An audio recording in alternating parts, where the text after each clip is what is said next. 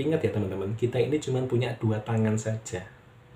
Kita nggak bisa membungkam mulut-mulut para orang-orang yang menilai kita.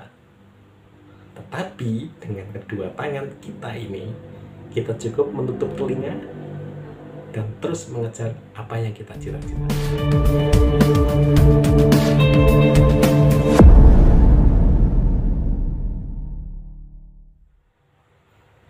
Assalamualaikum warahmatullahi wabarakatuh.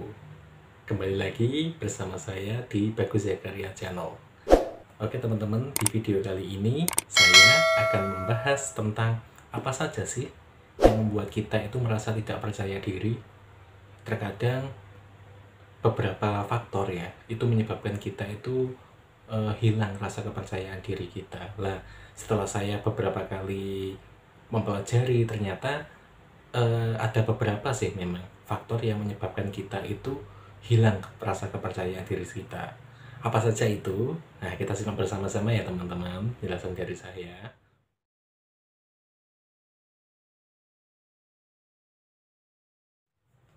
Oke ya, jadi rasa tidak percaya diri itu adalah rasa ketidaknyamanan kita dalam melakukan segala hal ya. Baik itu hal yang sederhana atau yang bersifat mungkin lebih lanjut ya teman-teman. Ya, saya sendiri juga gimana membahasakannya ya. Oke, nanti barangkali ada yang ingin diperbaiki, bisa ditulis di kolom komentar teman-teman. Oke, jadi apa saja yang membuat diri kita itu merasa tidak nyaman, merasa tidak pede, merasa hilang kepercayaan diri kita. Faktor yang paling pertama dan yang paling utama itu adalah persepsi kita yang negatif terhadap apapun yang kita lakukan.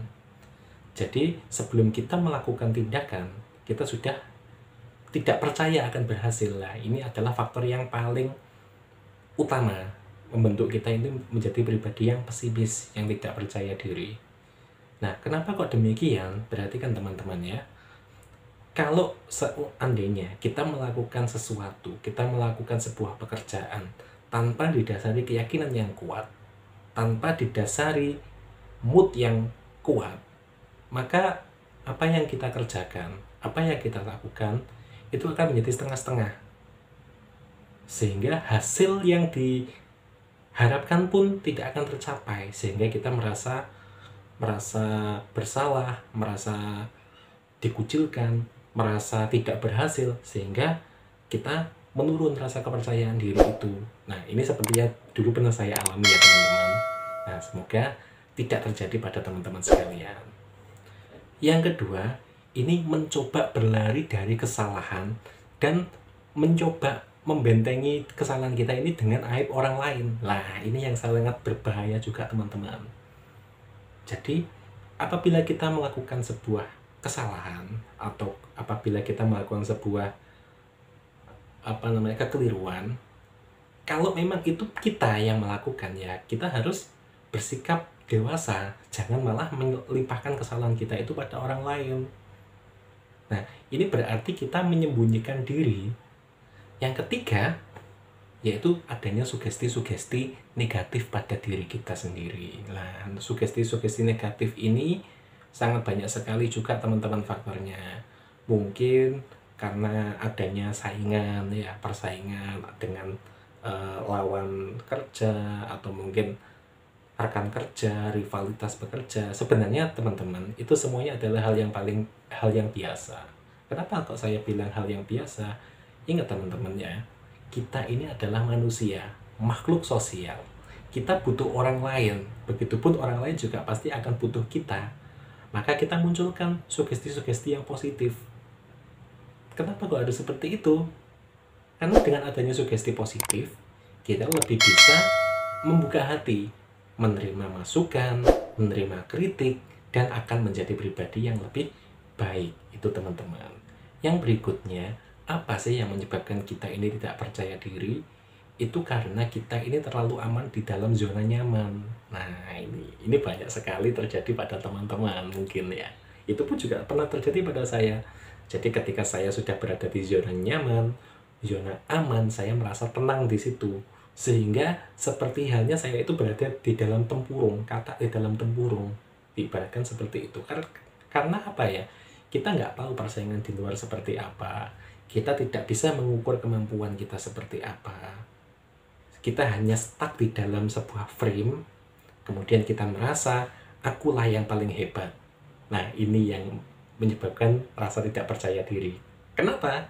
Karena apabila nantinya kita dikeluarkan dari zona nyaman tersebut, kita sudah terbiasa dengan zona nyaman tersebut dan harus keluar ke zona yang lain, kita pasti ya akan merasa minder.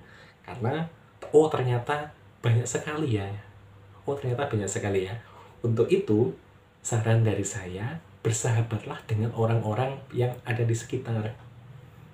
Dan terakhir, yang paling berpengaruh, kenapa kok kita sampai tidak bisa percaya diri, adalah kefokusan kita untuk menjadi seperti orang lain. Atau kita terlalu banyak memperhatikan penilaian-penilaian orang lain. Nah, seperti itu. Jadi ya, kalau kita menjadi diri kita sendiri, apa yang ada di dalam diri kita tanpa menjadi orang lain, insya Allah kita akan percaya diri. Karena inilah saya, dengan bentuk yang seperti ini, dengan sikap yang seperti ini, dengan kemampuan yang seperti ini, tunjukkan pada dunia bahwasanya teman-teman ini bisa melakukan segala aktivitas. Nah, gitu teman-teman. Dan juga jangan terlalu fokus dengan penilaian orang lain.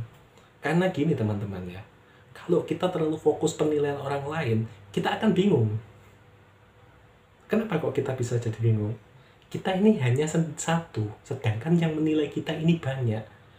Kalau kita harus mengikuti si A, harus mengikuti penilaian si B, si C, si D, si E, dengan persepsi yang berbeda-beda di setiap kepala, ya maka kita akan menjadi terumbang-ambing di situ. Kalau menjadi si A, nanti dinilai negatif oleh si B, begitupun seterusnya. Nah, ini yang menyebabkan kita menjadi minder, menjadi